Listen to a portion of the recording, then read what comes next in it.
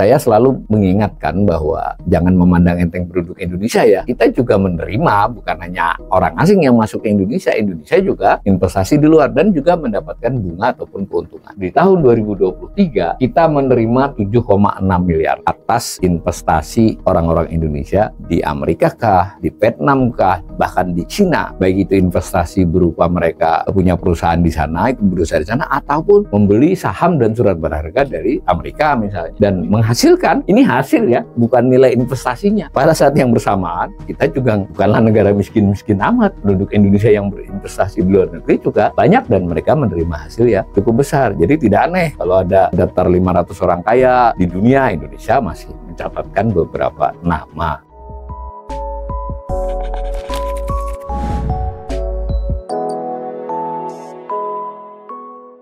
Kita sudah mempelajari tentang transaksi penduduk Indonesia dengan penduduk asing. Barang kita sudah lihat, jasa 12 macam jasa kita juga sudah melihat secara umum. Lalu ada jenis jasa lain yang tidak termasuk 12 jenis itu, yaitu jasa terkait dengan utang piutang. Tapi bukan utang piutangnya ya, harus beda ini. Kalau utang piutang dan investasi masuknya transaksi finansial. Yang ini khusus imbal jasanya, misal bunga, misal dividen. Nah, itu dicatat tersendiri. Namanya neraca pendapatan investasi. Bagian dari neraca transaksi berjalan, termasuk jasa. Saya selalu mengingatkan bahwa jangan memandang enteng produk Indonesia ya. Kita juga menerima bukan hanya orang asing yang masuk ke Indonesia. Indonesia juga investasi di luar dan juga mendapatkan bunga ataupun keuntungan. Nah, tapi secara umum kita sudah melihat bahwa di tahun 2023 kita menerima 7,6 miliar atas investasi orang-orang Indonesia di Amerika kah, di Vietnam kah, bahkan di Cina, Kamboja. Baik itu investasi berupa mereka punya perusahaan di sana, berusaha di sana, ataupun membeli saham dan surat berharga dari Amerika misalnya. Ada dan menghasilkan, ini hasil ya, bukan nilai investasinya. Hasilnya 7,6 miliar selama tahun 2023.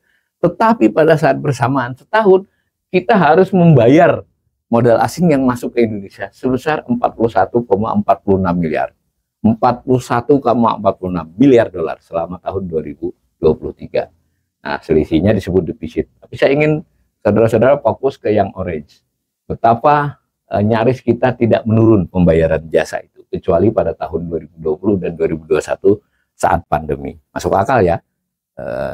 Nah, dari sisi jenisnya, investasi itu kan ada 3 macam. Ada disebut investasi langsung, foreign direct investment. Ada investasi portofolio investment. Lalu ada other investment, investasi lainnya. Ketiga-tiganya di total adalah pendapatan investasi. Nah, tampak ketiga-tiganya itu defisit juga. Artinya, ketiga-tiganya kita tetap membayar lebih, membayar ya berarti ya. Membayar, karena ini sifatnya harus membayar. Lebih banyak dibandingkan menerima. Ini kita gambar jadi satu, sehingga bisa dilihat yang kuning ini adalah investasi lainnya, yang orange ini adalah investasi portofolio, lalu yang ini investasi langsung. Di satu sisi kita membutuhkan investasi langsung terutama. Harus ada modal masuk untuk mendirikan pabrik, untuk mengembangkan pabrik mereka, atau mengembangkan perusahaan-perusahaan jasa di Indonesia. Tetapi di sisi lain kita tiap tahun juga harus bayar kepada mereka, baik itu bunga, dan terutama keuntungan kalau investasi langsung kan. Investasi portofolio sama, kita butuh mereka memberi utang kepada pemerintah misalnya, membeli SPN. Tapi jangan lupa kita juga harus bayar bunga tiap tahun. Bayarnya bisa tiap 6 bulan atau 3 bulan, tapi ini angka total setahunnya.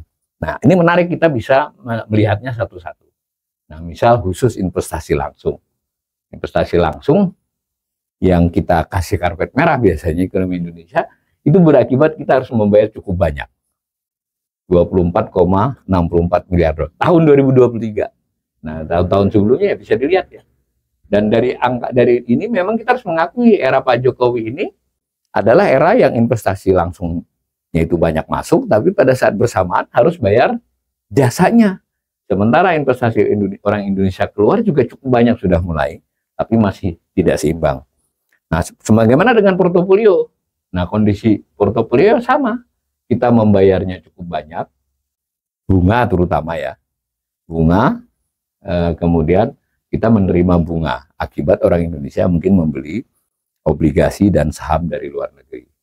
Lalu investasi lainnya ini tabungan di bank. Jadi orang asing menyimpan di bank atau lembaga keuangan Indonesia. Orang Indonesia juga ada yang menyimpan uang di Singapura, barangkali di Hong Kong atau di negara manapun.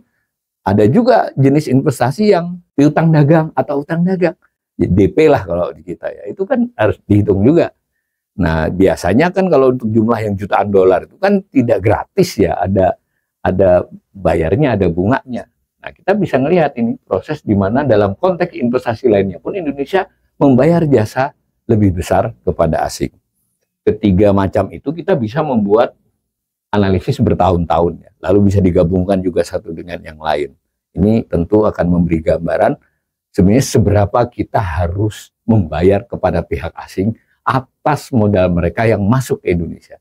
Pada saat yang bersamaan, kita juga bukanlah negara miskin-miskin amat. Penduduk Indonesia yang berinvestasi di luar negeri juga banyak dan mereka menerima hasil yang cukup besar. Jadi tidak aneh kalau ada daftar 500 orang kaya di dunia, Indonesia masih mencatatkan beberapa nama, misalnya seperti itu.